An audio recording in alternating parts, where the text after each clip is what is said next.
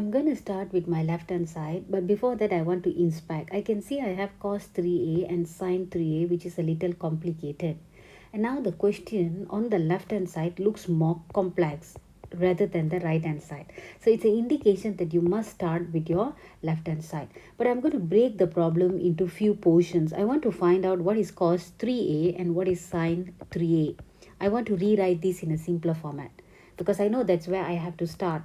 So what is cos 3a? I'm using compound angle, so it's 2a plus a. So you can do the same thing with sin 3a, 2a plus a. Okay, let's continue. Cos 2a, cos a. You can refer to your formula sheet if you are not comfortable. Sin 2a, cos a plus cos 2a, sin a.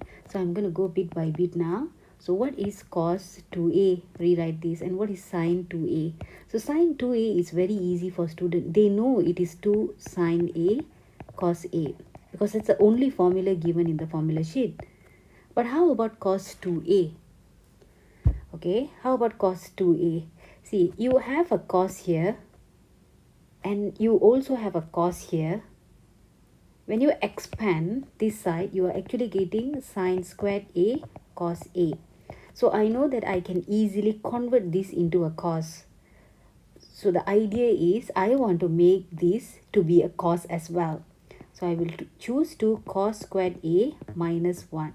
Even if you're not sure, just continue doing and you can make this adjustment at the end of your final answer. So as I expand, I'm going to get cos a. As I told you, I want to do the last line. Why am I doing it in the same trig function? Because I want to try to cancel terms that looks the same.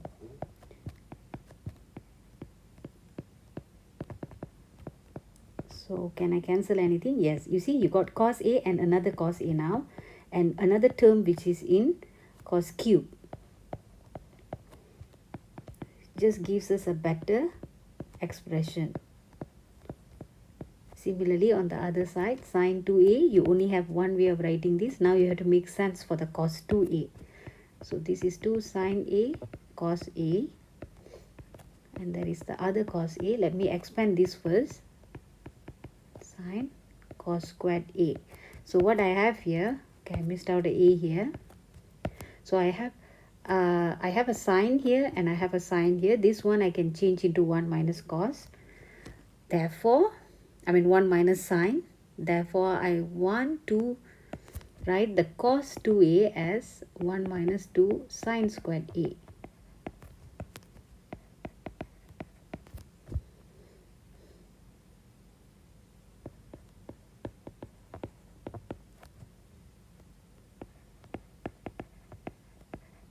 Okay, see, most of the terms are in sine, so I can change this cos squared a into 1 minus sine squared a.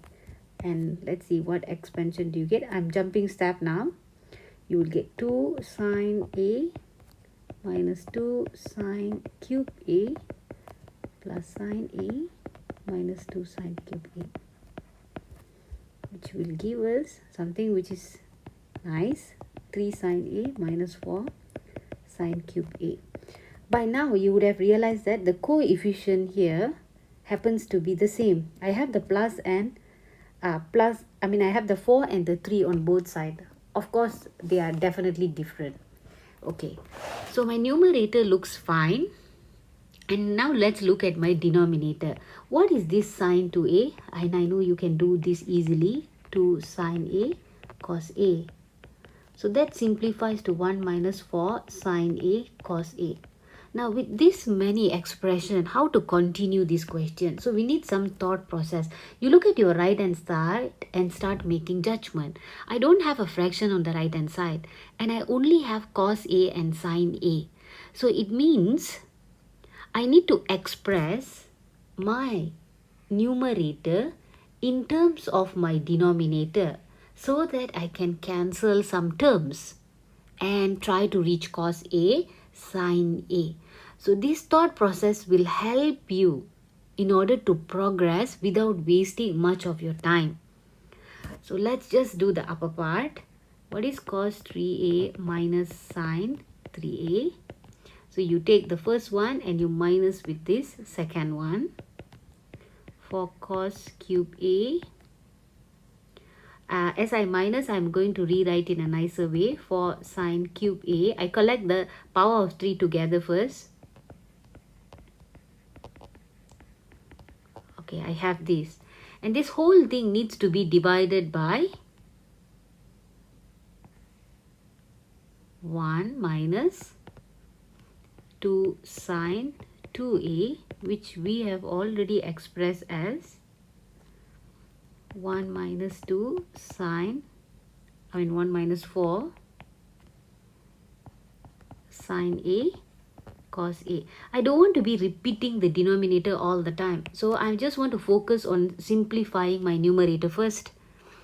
Okay, what is our aim? I should not have any power. Should not have cos cube. I should not have sine cube. I just want to have something sine a and cos a. So if I want to achieve that, I'm going to change my cos cube a and my sine cube a first. So how can I do this? I will do cos a times by cos squared a.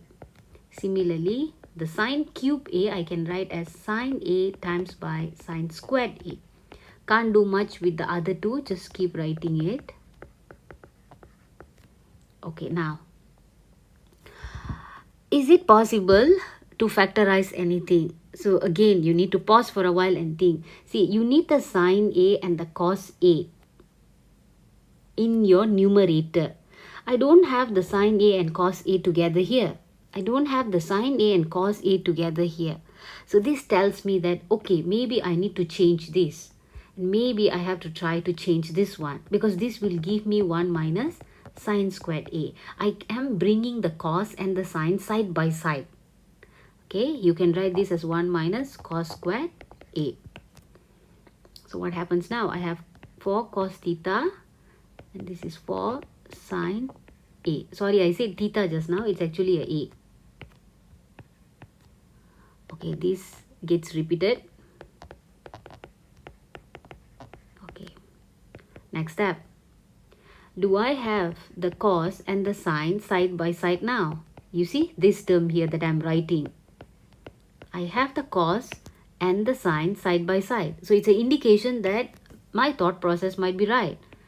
For sine a minus for sine a cos squared a. 3 cos a minus 3 sine a. Okay, what is our aim? Our aim is this one, the one that I put a heart shape. I need to try to create this in my numerator. So how do I do this? I have cos a sine squared a here. If I were to pull with this cos a, let's see what I get. See, if I try to factorize this, I will end up with 1 minus sine squared a. I don't want this. I need to create sine a and cos a side by side. So this is a wrong choice. So let's erase this. Maybe I want to just... Oh, I forgot to see. I did not realize that I can actually simplify this with this. And this one with this sine term here. Okay, let's rewrite that first. I have a cos a, I have a sine a, and I have the other two terms.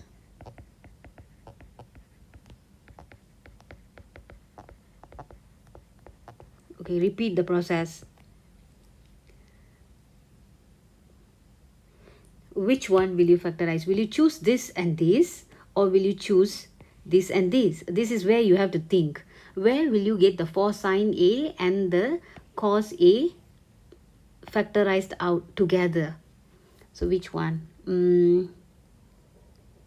Yeah, I think it's a second branch. It's not the first branch. It's a second branch. So this branch here, yeah? Okay, let's see. So I'm going to do cos a. Okay, I'll highlight this one and this one here. So I get 1 minus 4 sine A cos A. Yes, this part, it's exactly same as my denominator.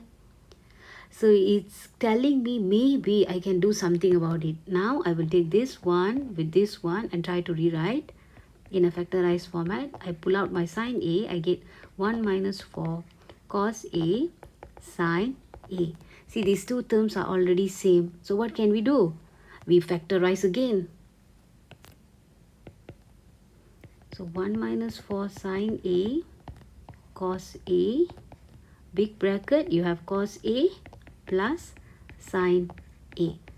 If this is very confusing for you, you take this and you multiply with this whole bracket. So you will get this term here.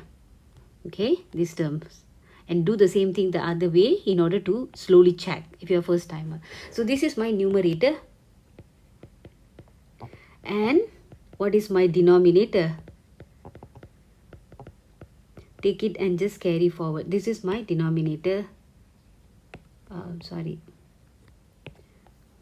I'm going to just paste it here. And now you will realize for your own self that you can actually get your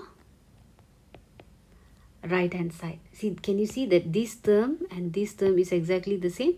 So I can just cancel them out, which leaving me with cos A plus sine A. And we are done.